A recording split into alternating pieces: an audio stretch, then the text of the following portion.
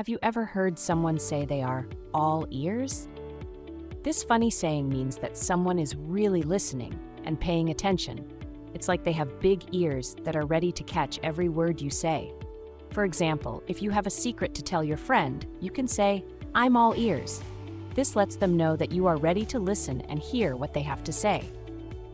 The origin of this idiom is not exactly clear, but it is believed to come from the idea that when someone is listening intently, their ears become bigger to catch every sound.